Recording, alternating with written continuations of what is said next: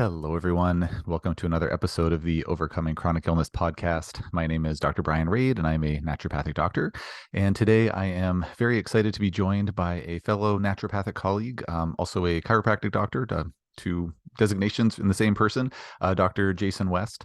I'm particularly excited to chat with Dr. West today because about 10 or so years ago, my wife and I were at an ozone therapy conference down in Texas, if memory serves, and Dr. West was one of the speakers there.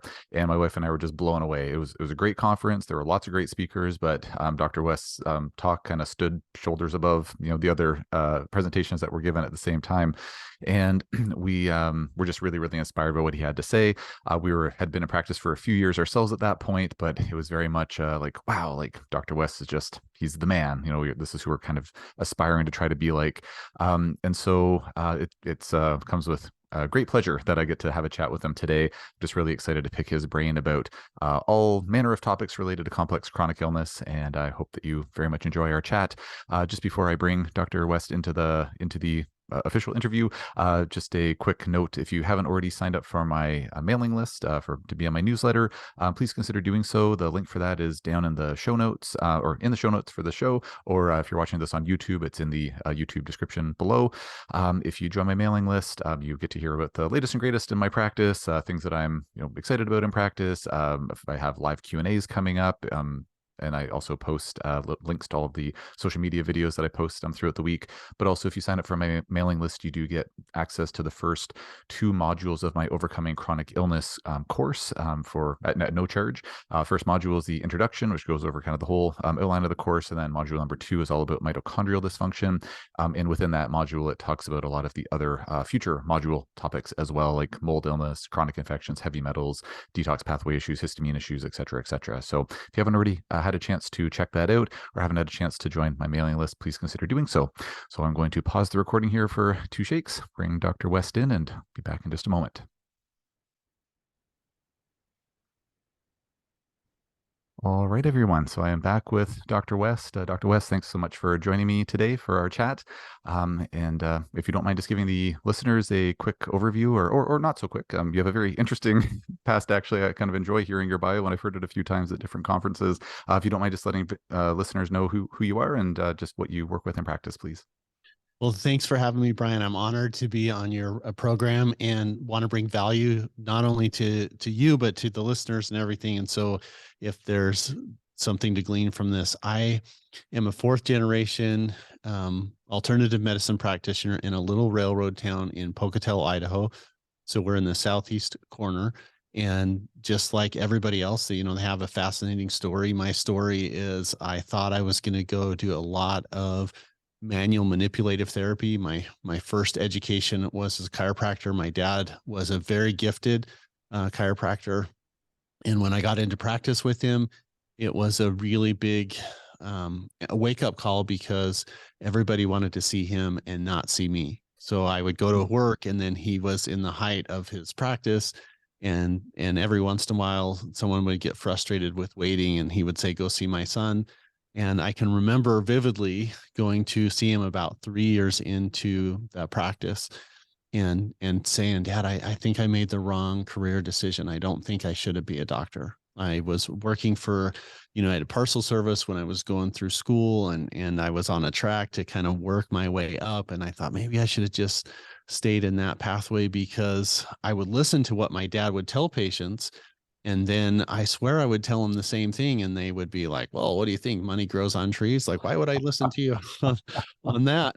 And my dad taught me a really important lesson. And he said, "Jason, school teaches you to not be a menace to society. Like, school teaches you not to hurt people. If you have someone comes in that has the characteristics of a heart attack, or they having a lung condition that you need to be aware, like you need to get them to the emergency room, and we don't want to do any harm." But he said it doesn't teach you how to be a healer, and you've got to find what sets your soul on fire in healthcare. And when you find that, then the world changes. And so about that time, I ran into a mentor of mine, Dr. Taylor, in Tulsa, Oklahoma, that was doing some vitamin infusion treatments and treating autoimmune and doing cancer support therapy. And I just, wow, that's really, really fascinating. And so I started down that pathway. and had to get a lot of additional schooling and things to do that. But that's the pathway that I started, and so that's kind of the background is, yes, I am a chiropractor. I have a naturopathic degree. I have an Oriental medicine fellowship. I have a diplomate in nutrition. I'm part of the American Academy of Ozone Therapy, just like you are. And my pathway is kind of, it went from treating really kind of sore backs and necks to now what it is it's just really complicated, complex healthcare conditions. And then the goal is to try and balance everything out, and to help people to love themselves, love their pathway, find their energy, balance everything, and change lives. And we do that in this beautiful little town in the Rocky Mountains. And that's kind of my story. Oh, I have to say this. I do have a son that has started on the same pathway, which has given me enormous fire and motivation to be able to help him, to be able to help people, and in making sure that there's a legacy as well. My dad experienced that, and I'd show up at his office, and he would, fumble around with words, and he was so excited to introduce me to patients. And now I do the exact same thing. Like I've turned into that super proud dad with, dad goggles and everything else. But that's my real quick story. That's fantastic. It's a great story, and as I said, I've heard it a couple times, and I was captivated this time too. So yeah, it's an awesome background. Just if you don't mind my asking, your son's on the chiropractic track, the naturopathic medicine track, the something else track. So my son is in chiropractic school in National University of Health Sciences in Florida. Mm-hmm. They do have a dual degree program. So he's doing his chiropractic program first, and then he goes through, a CNME program to be a naturopathic physician. It's basically a 5.5 year track to get to both degrees. And he really flirted a lot with the medical world and the medical pathway. And ironically, we were at an ozone conference meeting, and he had been applying to different medical schools and osteopathic schools. And I was interested in, I introduced him to Dr. Levy, the vitamin C specialist, and Dr. Schallenberger, and different people at the meeting last year. And they were saying, I don't think you want to do that pathway. You need to stay in your family root pathway. And if you can pick up the naturopathic and chiropractic blend, that's what you should do. And so that's what he's doing. So he's in that dual degree pathway. Yeah, amazing. That's great. I have dreams of one of my sons. Well, yeah, I don't have any daughters, but only sons. But yeah, one of my sons following in my footsteps at some point. The 16-year-old's pretty much dead set to definitely not become a healthcare provider. But I've got two more, so 0 for 3 so far, but or 0 for 1, I guess. But we'll see how the little ones make out. But hopefully, I'll be able to say the same type of thing someday in the not too distant future. Well, Dr. Rade, I have 5 sons. That's my oldest. And just to what you said, I have no daughters. I had 5 boys, and every family has a black sheep. My second son graduated degree in finance and runs an e-commerce company, and he's doing amazing. And teases me about that. And then I have a couple other boys that we'll see what happens to them. But right. I share that fatherly, like I just like you. I just want them to be happy and living their passion. Absolutely. Yeah, that's number one for sure. Well, just before we jump into the interview questions here, just a general caveat: nothing that we talk about today should be construed as medical advice. This is for informational purposes only. If you need medical advice and you're listening to this podcast or watching this, please talk to your healthcare provider to get that advice. So with that out of the way, I hope you don't mind the format. I just really kind of want to pick your brain on a variety of topics related to complex chronic illness. So kind of keeping it a little bit open format, and we'll kind of see where it goes. The first topic I'd love to pick your brain about, because I don't think I've heard you speak about this specifically. I follow you on social media as well, and I don't think I've specifically heard you kind of delve into this too much. So I'd love to hear your thoughts about mitochondrial health. I'm a self-proclaimed mitochondriac. I'm kind of obsessed with them now, because just as you would know, and I know, more and more research coming out kind of indicating that mitochondrial dysfunction probably underlies a heck of a lot of the pathophysiology of a lot of the stuff that we see in practice. So if you wouldn't mind just kind of speaking generally, or in whatever way kind of floats your boat, like just about how important mitochondrial health is for your patients, and what types of maybe therapies are helpful to support the mitochondria, or lab tests used to assess them. If you don't mind just speaking about the mitochondria, that'd be wonderful. So I think that with people, the number one reason why they get sick is because they run out of energy. And different people, when they run out of energy, get different conditions. So you can get arthritis, you can get muscle dysfunction or fibromyalgia, you can get chronic infections, you can get the activation of inadequate genes and go into that autoimmune pathway, you can get cancer, et cetera. So I think that the most important thing that we can do is we can make the cells to be healthy. And so I'm not going to be able to speak to the mitochondrial health at your level, but from my standpoint, what I would say is if your cells are healthy, then you're healthy. And this is one of my frustrations in healthcare is because at times I feel like you have to be a doctor to know which doctor to go see. If it's above the diaphragm, oh, you're supposed to That's see, true. an internal medicine specialist. If it's below the diaphragm, you're supposed to see a gastroenterologist. If it's a bone problem, you see an orthopedic surgeon. But if it's a nerve problem, you see a neurologist or a neurosurgeon. And then if it's a joint problem and not necessarily a bone problem, you don't see an orthopedic specialist, you see a rheumatologist. And so there's a lot of confusion in that pathway. And honestly, one of my frustrations that I hear from patients, and I share this frustration, is when they're saying, I have this, elbow problem or I have this back problem. And I went to my orthopedic guy and he said, okay, let's do a cortisone shot or let's do the surgery. And perhaps the patient decided to do the service and then they're like, all right, well, now my stomach's bothering me. And the orthopedic specialist is like, okay, well, I don't do that. You got to go see Mhm. this person. And so one of the things that I think is so important in chronic disease is you got to look at everybody as a whole, and it starts with the cells. And then the way that I say it is if you have enough energy, then you really don't get sick. And it all comes down to, again, those powerhouses of the cell, the mitochondria. If those are healthy, then I think that you have the chance to not just live your life here, but you can live it up here. Mm. And then for me, I think the important part about that is just looking at the electron transport pathway. And if oxygen is the final electron acceptor, what happens is we have 36, units of energy, and the byproducts are carbon dioxide and water. If we don't have oxygen in the system as the electron acceptor, what happens is we basically create pyruvate and lactic acid, and then we have these waste products. And by the way, we're only generating, 4 molecules of energy. And so that's where I start with about everybody. Now, I usually don't go into that much detail, but if we can create energy, then we can win and you can beat your disease. That, yeah, very well said.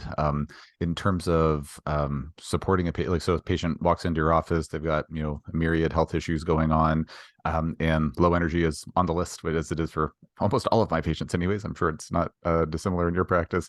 No, So you're for thinking, sure. okay, we need to, support that, cellular function. Um, are there this is kind of like the crux of medicine, basically saying like, okay, so what do you do to support the cells? I guess maybe just from a more of like a mitochondrial perspective, like if you're wanting to support or like energy pathway production function, are there certain supplements, other therapies, certain herbs, like what kind of things would you be thinking about to directly support the mitochondria or energy production pathways, assuming that you've already got pieces of the puzzle in place to say treat the root cause factors that might be suppressing their cellular energy production. So they're on the anti-Lyme protocol, or they're on the mold treatment protocol, or the heavy metal detox, or whatever it is. And it's like, okay, they're kind of trucking along on that protocol, but you want to try to jack up the energy production pathways a bit faster to get them, give them a little more get up and go, get them feeling better faster. Are there certain things you'd be thinking about to directly support their energy production pathways? Yeah. So I would say doing again, your normal intake. And kind of a funny story that illustrates this is I was speaking at a small business employers conference years ago.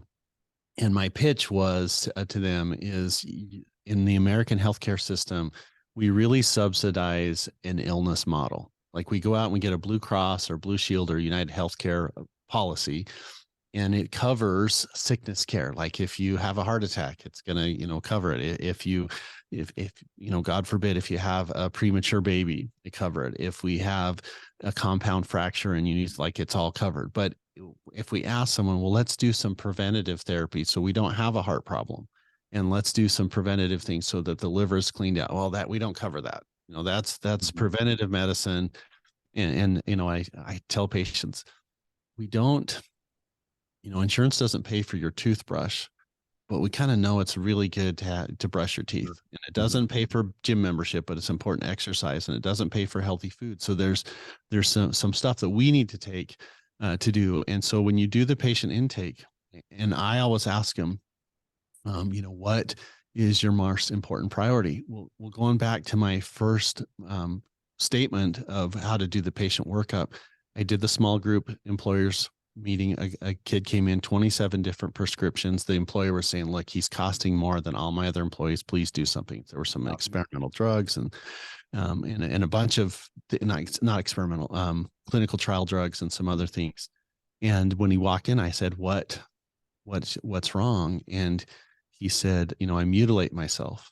And I thought, man, why did I open my big mouth and tell the employer that I could help this condition? Because I'm not a psychologist, and this feels really out of my target zone. And I can remember thinking, I told the patient, I got to go ask my dad a question, and I'll be right back. And I went down to the hall and I said, Dad, what do I do with this patient? And he kind of chastised me a little bit. And he says, well, you should be a doctor and you should figure it out. Like, why is he doing that? Like, that's what you need to focus on. And I went back and I asked him. Yeah, exactly. I asked the patient, okay, total desperation. And it's become such an important part of my workup thing, but total desperation. I said to him, all right, well, walk me through a day of your life. Like, what time are you going to bed? What time are you getting up? And I really felt like I was kind of trying to buy time when I was thinking of how do I manage a self-mutilation case. Like, he literally would take a knife and a razor blade and dig into his arms trying to get worms out. Well, to make a long story short, he didn't feel like eating, and so he was drinking just tons and tons of Dr. Pepper. So he's getting, and when I say tons, like, he told me an average day was six packs of Dr. Pepper. Wow. And I think that he was so hopped up on sugar and caffeine, and then they were giving him a sleep drug and an anxiolytic drug and a psychiatric, and that it was kind of like putting him in that weird place between sleep and being awake, and he was hallucinating and he was taking it. Well, when he told me all of that, then I was like, okay, I have a pathway to help him. Like, we need to work on getting him off of Dr. Pepper. We've got to figure out why, what is the trigger for all of that. And we did, and we had this amazing, wonderful outcome. Well, ever since that's happened, as part of our patient workup, I always ask him, hey, let's go through a normal day of your life. What time do you go to bed? What time do you get up? When are you first eating? What is it? What are you eating for lunch? What are you eating for dinner? What are you drinking? And trying to identify, okay, that's number one. And then to get energy into the cell. So long-winded answer to do that. To get energy in the cell, sometimes it's really the simple as I tell people, let's get your body on a schedule.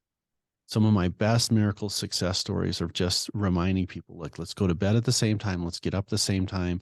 And then, just like the Tin Man on the Wizard of Oz that always needed oil, let's make sure that you get enough water, because I think water is such an important part of that energy pathway. It's like oil for the Tin Man, and water is that for people. And then for specific mitochondrial function, I really love the mineral phosphorus because it's part of that, ATP pathway. Yeah.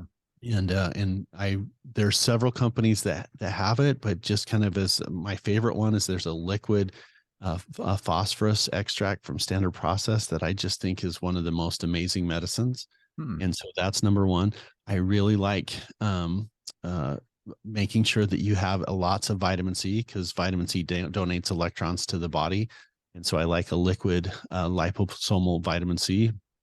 I really like to make sure that we have niacin and NAD in that pathway for, again, mitochondrial function and the Krebs cycle and electron transport chain. So phosphorus. So let me back up. Body on a schedule, water, phosphorus, NAD, vitamin C, and then the last one, the last in the mineral pathway would be magnesium. And just, I know you know this, but it's a cofactor for 300 enzymatic reactions in the body. And I just love magnesium. And then the last part that I've just recently started incorporating is the oral peptide program. And so peptides organize amino acids into proteins.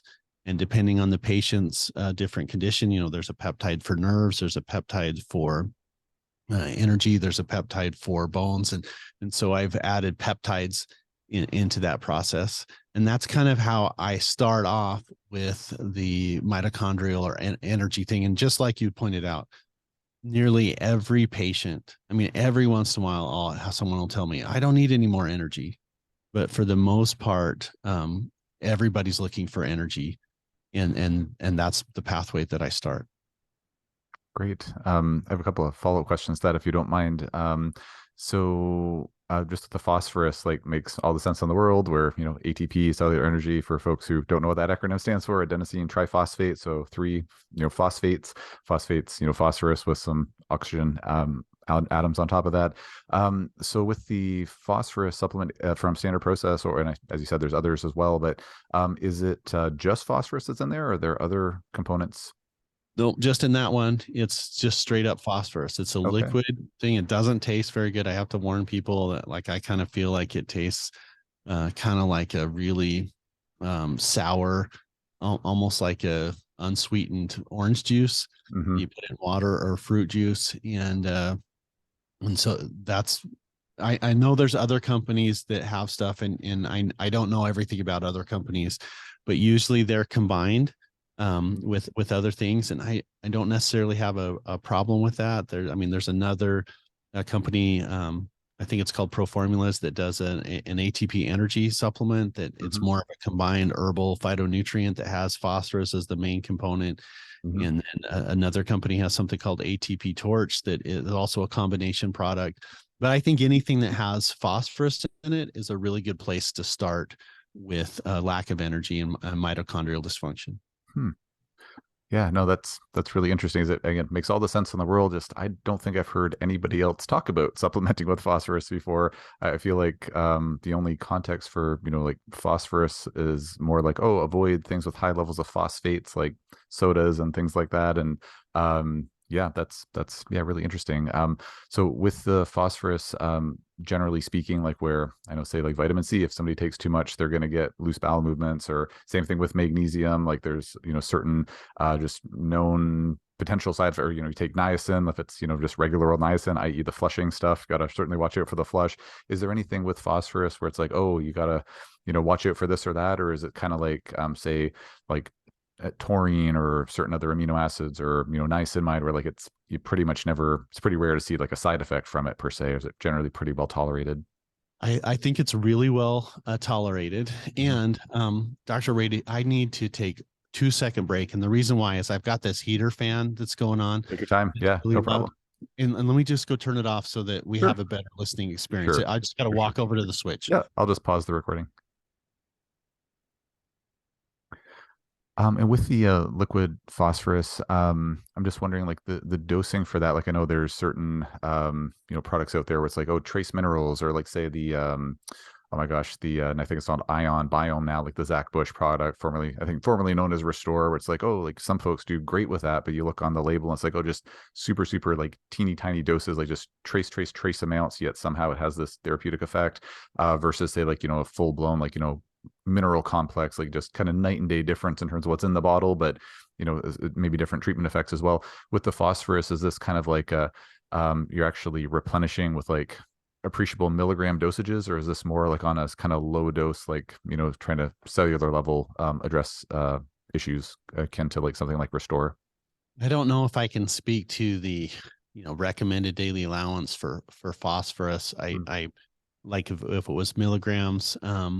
I don't remember exactly what it is, so I don't want to mislead anybody. Or um, just from clinical experience, when we get elemental phosphorus into the patients, I see really, really good outcomes. Now, I think you could also make the statement that just like, B vitamins, if you take just one B vitamin, it has a tendency to deplete your other B vitamins. And so that's why you take a complex. Mm, And I certainly wouldn't tell people just take phosphorus and nothing else. mhm, But I find that I like it kind of as a standalone. I mm, kind of like magnesium a little bit as a standalone. Now you can mhm, take phosphorus and you can take magnesium in the morning and lunch and dinner and everything together.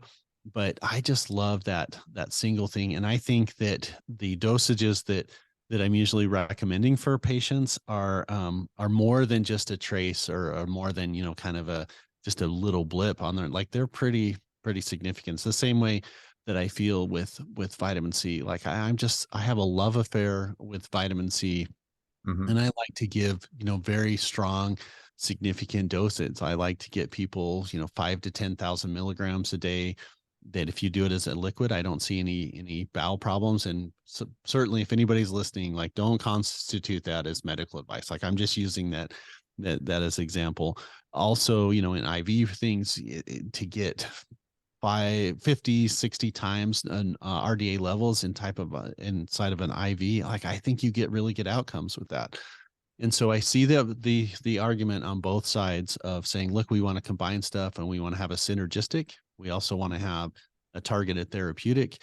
And this is part of that wonderful, dilemma of medical practice. Like not everybody responds the same, and you can't just do a one size fits all everybody. yeah, yeah. Life would be so much easier. We probably wouldn't have jobs because it'd just be medicine would Yes. be so easy. Just be Right. robots would be doing it or something by now. But with the vitamin C, where you just mentioned something about a liquid vitamin C, are you typically using like a liquid liposomal vitamin C, or is it just like plain old ascorbic acid, or what's your Well, go-to? I do really like the liquid liposomal vitamin C. That's Mhm, my favorite. right. And I think it works really well. I have seen literally no bowel problems with liquid vitamin C. Matter of fact, as a fascinating thing, I had a patient with a severe autoimmune rheumatoid arthritis that I was saying, look, we need to take liquid vitamin C, and I said, take liquid vitamin C until you feel like your bowels, getting loose. You get the classic diarrhea. Hmm. And I think she didn't say this to me, but I think what she said was, okay, Dr. West, challenge accepted. And, and she Uh-oh. took liquid vitamin C every single day for a month, the Hmm. entire bottle. And I don't remember Wow. exactly how much was in it. It didn't cause or excuse me, diarrhea problems or loose Mhm. bowels, and it significantly helped her. Wow. And like massive help more, it was just so surprising to me. And so I feel really comfortable in telling people, look, you take as much as you can handle, Right. especially in an acute flare up, and I don't see any problems with that. Yeah, that's great. And I've never personally seen issues with higher dose vitamin C, like the occasional patient, if they're taking something non-buffered, they might get some stomach irritation or reflux or something like that. But outside of like loose bowel movements with regular vitamin C, I really haven't seen any issues. However, I'm just wondering your thoughts on the following. A couple of the mentors that I've learned from in other, media before, they've talked about how there's really this kind of like balance that needs to be struck with vitamin C, glutathione, vitamin E. They're kind of like this trifecta of antioxidant regulating goodness in the body. Of course, there's other antioxidants as well, but I've just heard others talk about how like you want to make sure you don't overemphasize one antioxidant type over others, lest you maybe lead to a depletion akin to what you said about B vitamins earlier. Again, I haven't seen that as an issue in practice, but I'm just wondering if you have any thoughts about that, or if you've seen any issues with like, oh, we've been riding the vitamin C a little too hard, and eventually you need to bring in some other antioxidants to balance it out in some way, shape, or form. I do think you have to have a balance. Mm, And so, just a fascinating story is my introduction to the miracle vitamin C happened in 2005. My father got really, really sick. We couldn't figure out why. Now, kind of doing the Sherlock Holmes detective pathway afterwards, we recognized that he had a crown over a mercury post or mercury filling. He bit mm, down into walnut. ooh, The crown cracked, and he got some mercury inside of his GI system. And what happened is his liver enzymes went off the chart. He started getting like literally like psoriasis plaques on his elbows, and his eyes swelled shut, and his liver enzymes just went 50, 60 times higher than normal. And the doctors were saying, okay, he's got liver cancer, he's got pancreatic cancer. And they would do, a CT scan, and they would do an MRI, and we're doing ultrasounds, and it's not looking, we can't find anything other than he feels like he's in the grave. And then second thing, liver enzymes are off the chart. Mm-hmm. Well, Dr. Taylor tells me, Jason, your dad has scurvy. And I'm like, wait a minute. Scurvy was solved hundreds of years ago. Dr. James Lynn that said, these sailors that are doing salt tack and pork, and they're not getting any raw foods, and they're dying from it. Mm-hmm. So he got really high dose vitamin C levels, and it literally went from one foot in the grave to better health. This is what started my pathway into integrative functional blended medicine, vitamin infusions, ozone, oxidative medicine, dilute hydrogen peroxide. Like, that's the pathway that got me into that. Well, I was at a conference that Dr. Levy was giving he's the godfather of, really the big guy for vitamin C. Mm-hmm. And he tells me that Dr. Klenner, who was this amazing physician in South Carolina that really kind of developed the IV vitamin C protocols and stuff like that, it was his understanding that he was giving straight vitamin C. And so Dr. Klenner told me that, and I thought, well, excuse me, Dr. Levy told me that that's what Dr. Klenner thought. And I thought, okay, well, these are two of the people that I really look up to in the medical in vitamin C world. And I'm going to go back and do that. And I want to say this was about 2012 or 13. And I do a lot of infusions every day. In my office, we usually are routinely doing 25 or 30 infusions every day. Wow. And I decided, all right, I'm not going to blend it with anything. I'm just going to give them straight vitamin C. I'm going to take sterile water. I'm going to mix it with vitamin C at the appropriate, milligram desired dosages. Mm-hmm. I'm not going to do anything else, because I want to follow what Dr. Klenner, the original vitamin C pioneer, did. Mm-hmm. And I did not have that very good of outcomes. Matter of fact, I can remember walking down the hall, and I almost felt like I was in a mass unit, and people were cramping and they were hurting. Oh no. And as I was walking down the hall, I kind of got this thought that, this is, I need to combine stuff. And so I think it's essential when you're using any products that you have to use other things. Like, I don't think vitamin C just in itself will get you as good of clinical outcomes when you have vitamin B6 with it that helps to recirculate vitamin C. And then we add, the calcium. I think it's essential to have calcium in vitamin C. I think it's important to have magnesium. I really think it's important to have potassium. And so I would answer your question about, do we combine vitamin C with glutathione and vitamin E? And I think, yes, I think that that's really, really important. Now, that doesn't mean that everybody gets the exact same, because we're all as biologically different as our fingerprints. And so you might need, vitamin C and magnesium and alpha lipoic acid and N-acetylcysteine and nitrous oxide healing factor. And then Jason might need vitamin C and a B complex and a organic trace mineral program and a phytonutrient and ashwagandha. And so this is where I think medicine has to go. It has to go to personalized medicine. Mm-hmm. And I think one of the problems there that people that you and I work with consistently is they'll go to their doctor, and because of the enormous pharmaceutical influence, that it's the same dosage for the same condition, whether you are, 120 pounds or 150 pounds or 180 pounds, and you're male or female. Like, it seems like, oh, well, you just get X milligram dosage, and you can't treat people like cookbooks. Like, Mm-hmm. it doesn't work. You have to be like, hey, there's a person in front of me. I got to treat the person. Yeah, 100%. Just a kind of a follow-up question to that, or one of the second last things that you said. So, in terms of the individualized approach, when it comes to deciding, does someone need glutathione or not? Do they need alpha lipoic acid or not? Do they need vitamin C or not? Are you largely making those decisions about, nutrients or nutraceuticals that they might need based on what's making sense clinically at the time, based on their, symptoms they're presenting with, or other observations you made about this or that that's impacted their health one way or the other, like, so more of a clinical decision based on symptoms, signs, etc.? Or are you doing lab profiles? Like, are you doing nutrient, like blood profiles or whatnot on folks to try to figure out what they need? Like, how do you decide if they need to add some glutathione in with their vitamin C? Okay, so two things about that. One is you want to do the best, most thorough workup that you can. So obviously, most of it is patient history.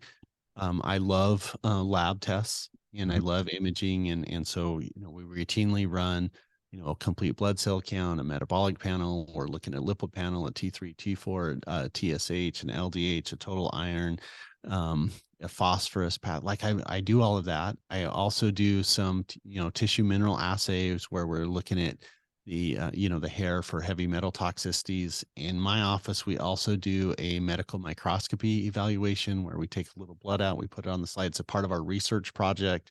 It's not an accepted medical evaluation. It's just really important part of what we're doing. I Mhm. also like doing what's a QMR test and a SIRA test, which are energy profiles based upon the energy points on your hands. And then I take all of that information, and then I hope that everybody will give me space to say this.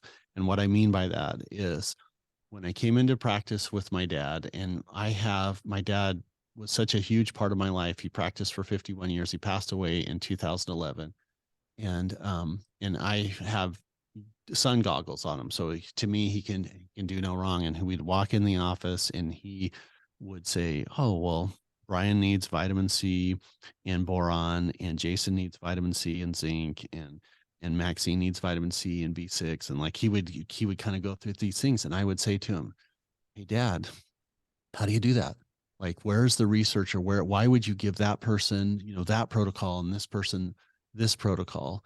And he told me this, and then I'm going to answer your question as best I can. He Mhm. said, "Jason, anybody can be a doctor. Like, if you have the grit and determination to sit in a classroom for, 8 to 12 years and do all of it, like, you can make it."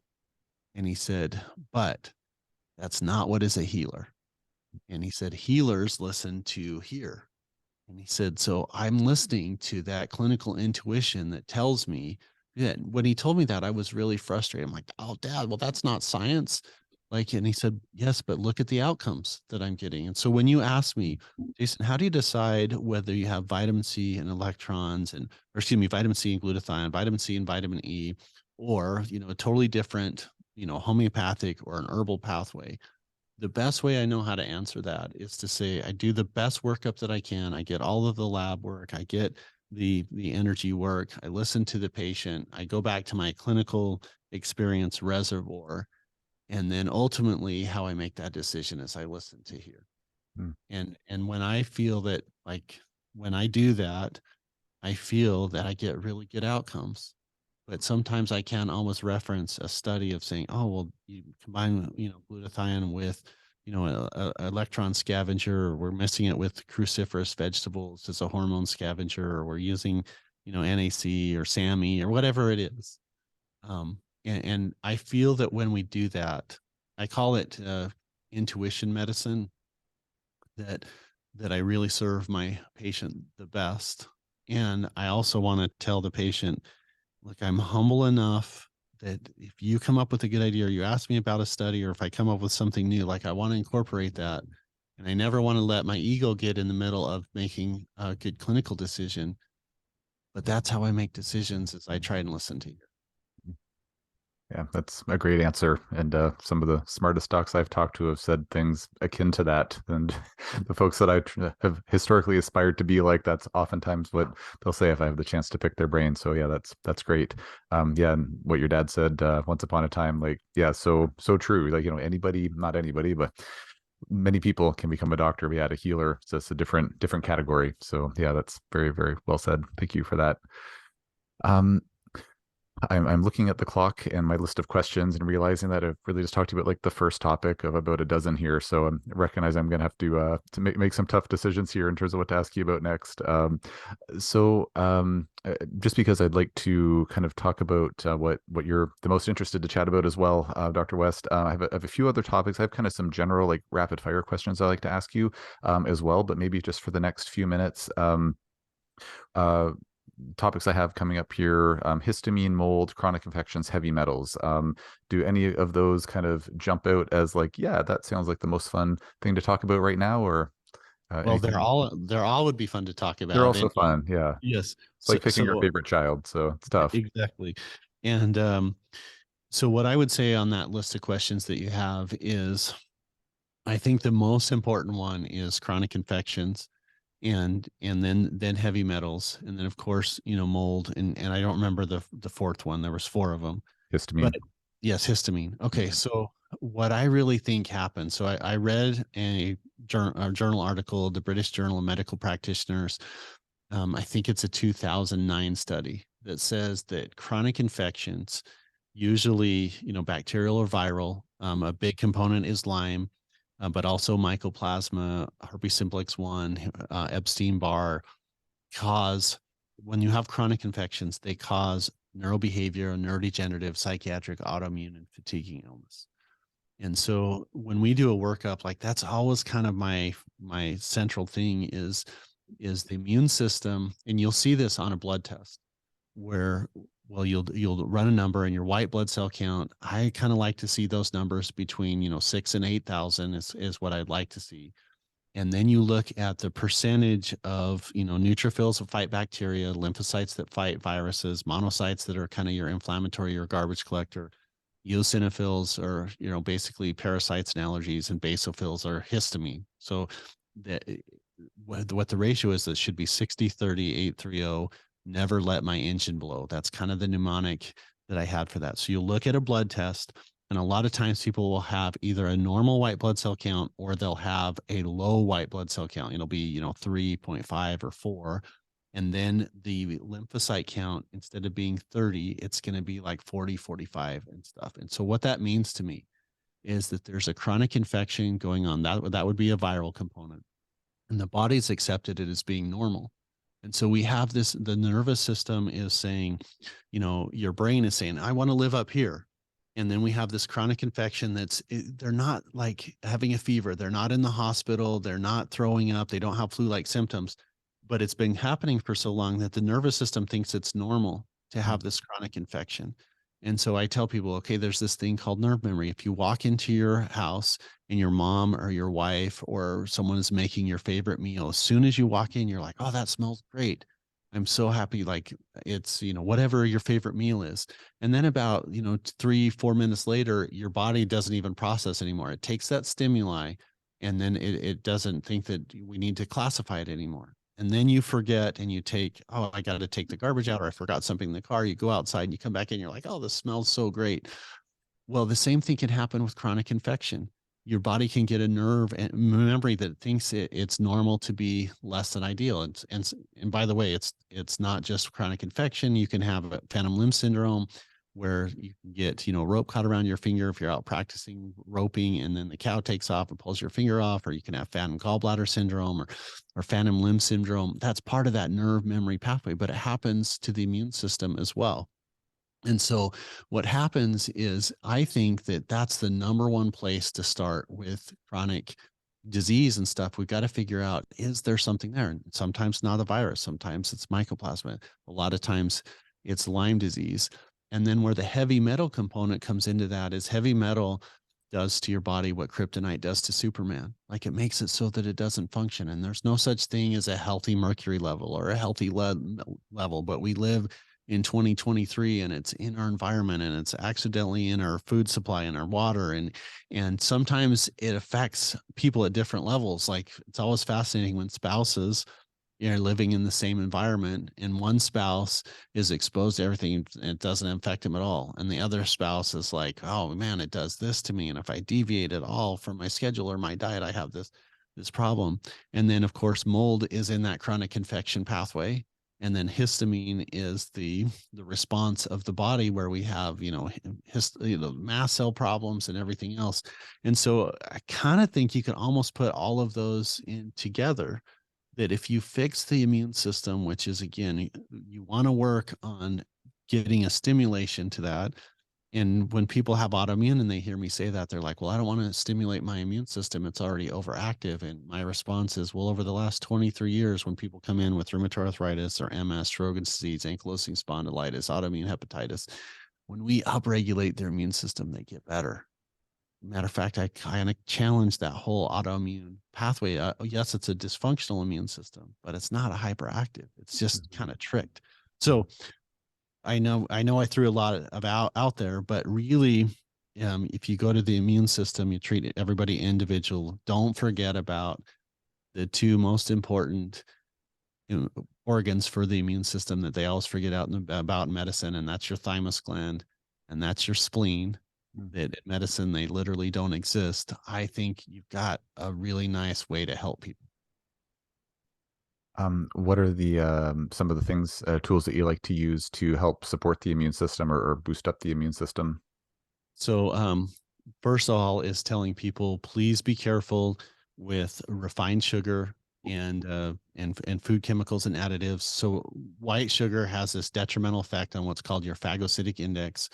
Phagocytic index means that your white blood cells that circulate through your body literally have a capacity of to get about 16 foreign invaders or antigens or bad guys before it turns into a pus cell and dies. About 2 hours after ingesting 2 teaspoons of white sugar, the phagocytic index goes from 16 to 4. So literally, and sugar's great. I like sugar. Everybody else likes sugar. It's just Mhm. horrible for you, and it Mm. hammers your immune system. So that's thing number one is just be really careful of sugar and high fructose corn syrup. Then the next things are I love glandular products for the thymus and spleen. I think it's really important to drain your lymph nodes. And there was a study by Dr. Burr Ferguson in the 1930s. It was published in the Townsend newsletter that talks about the importance of draining your lymph nodes. And with chronic infection, what happens is you have a hydrogen ion content build up in your lymph nodes that I think acts like Velcro. It just like makes everything stick in those lymph nodes, and your lymph nodes are your infectious processing centers.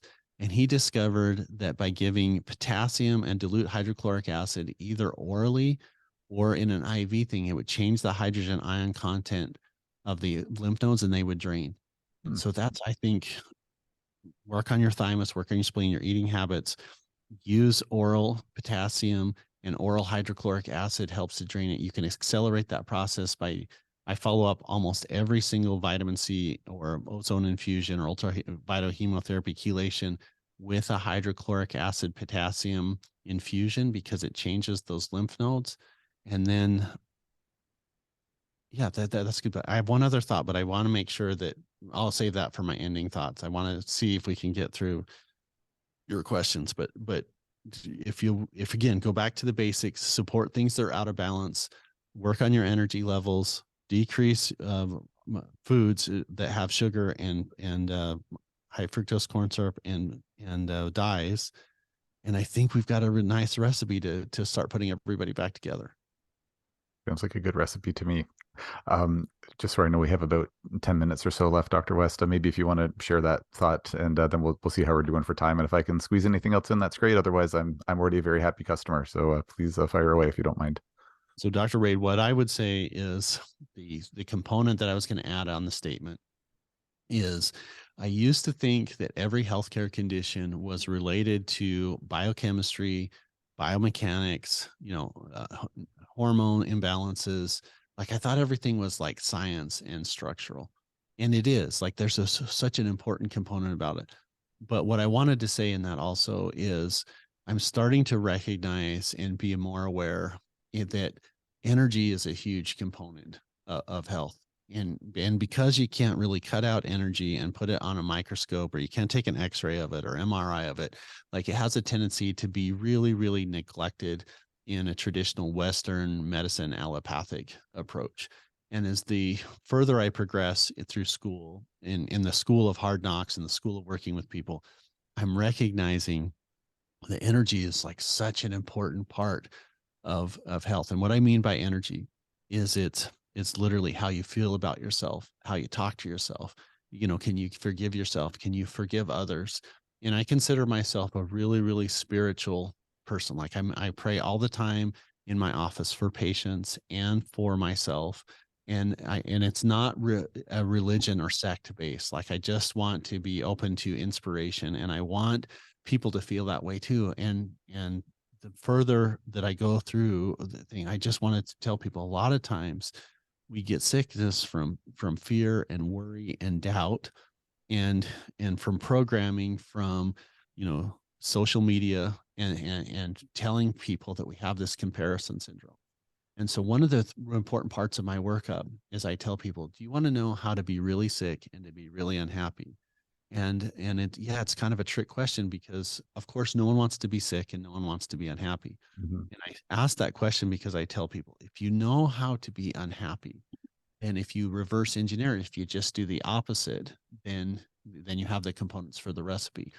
So I tell people, when you're not feeling really well, I really want you to add an energy component of telling yourself, look, I like myself, I like my pathway. And so many times people have like, they don't like themselves. And I've struggled with personally, like, so I'm not like I've had some issues with, am I good enough? Like, am I going to make it? Am I good enough to university? Oh, if I just had, out of school, I'd be happier. If I just had a bigger office, I'd be happier. If I just had more patients, I would be happier. Or if I and I'm figuring out that Buddha and Hippocrates and Paracelsus, they were trying to figure it out too. Like some of the stuff that you read, you're like, I could apply that right now. Like it wasn't from 2000 years ago. But that energy pathway, where I tell people, look, we've got to take a look inside and avoid how to be unhappy, which is comparison syndrome. And that's such an important, like, oh, I should be as successful as this person, or look at that, perfect life that they have on Facebook, or they have, on this pathway. And if you recognize, like whatever supreme being that lines up for you, that you believe in, like I believe that there's a plan for that. And when you look at other people, my son just told me this the other day about one of his friends. He's like, Dad, I just want to be like this person because they have the perfect life. And I said to him, well, what that statement means to me is you don't know them very well, because there's something over there. Like everybody has challenges. No one gets like this automatic, amazing pathway in life. We all have struggles and challenges. And we have a tendency to compare ourselves to people's very best that we see, and our very worst. And then we create all of this energy and unhappiness based upon that comparison, which isn't even reasonable. And I get caught up in this. And I know we're on a social media system, but one of the things that I tell people is, like, you're kind of happier when you're not on social media. When you're not. And it's not that we don't want to see our friends and our family and get education and stuff like that. But when we get in that negative energy pathway of saying, oh, I should be this or I should be that, instead of, I want to live my pathway, and my pathway is for me, and I have space. Like I want to celebrate other people's successes and stuff like that. And I want to help them when they're feeling down, but I don't want to compare myself to what I should be. And I think that's such an important element of health that gets overlooked and not recognized, that yes, it's biomechanics, it's biochemistry, and we want to do a history, and we want to do our blood workup and everything else. We also want to make sure that we put our arms around that energy pathway, and that if we look inside and love ourselves, now we haven't, it's something that can accelerate our healing. So it's an important part of our workup. I tell people as much as possible, like, don't do comparison syndrome, and you just be you. Don't try and be someone else. Yeah, that's awesome, and I really hope our listeners take that to heart. I'd say about half of my guests, and I've been very fortunate to have some really fantastic guests, very wise folks on. I'd say probably about half of them now have said something in that similar vein, and paraphrasing here, you put it very eloquently. I'll try to paraphrase slightly here. It's like, yeah, there's absolutely like organic factors, biological factors behind why folks are dealing with their complex chronic illnesses.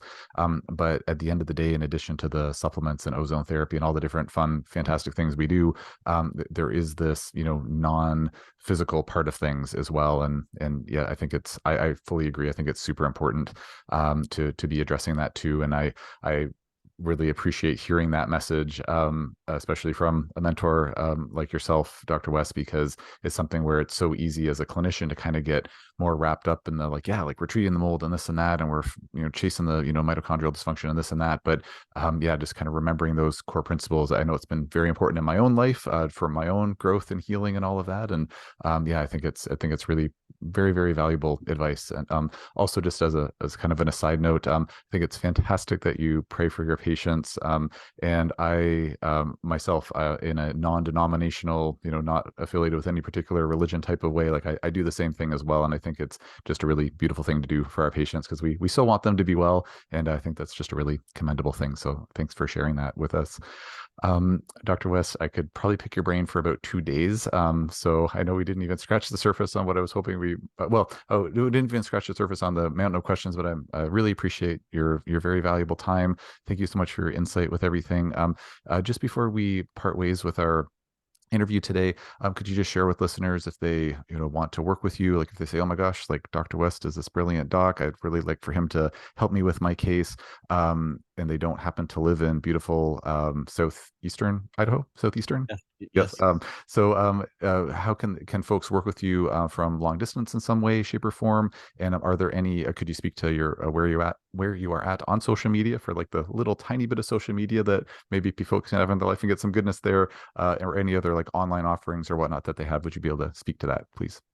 Well, they say it in business that the most clear that you can be, you get, an action response if you give Hmm. people multiple action steps. And now I feel like I got to violate that a little bit. So the first thing is information about our clinic is westcliniconline.com. And we got a ton of information over there on that. I have written an Amazon best-selling book called Hidden Secrets to Curing Your Chronic Disease that is available. We've just coming out with a new book called Why We Get Sick and What to Do About It. It's available in an ebook format as a free download and as a link to our social media platforms. And so our clinic website is West Clinic Online. I do have a YouTube channel called Healthy Healing TV that we put stuff out consistently on. I have a national radio show called America's Healer. And if you want to get the ebook, you just go to americashealer.com and you can get our free ebook called Why We Get Sick and What to Do About it.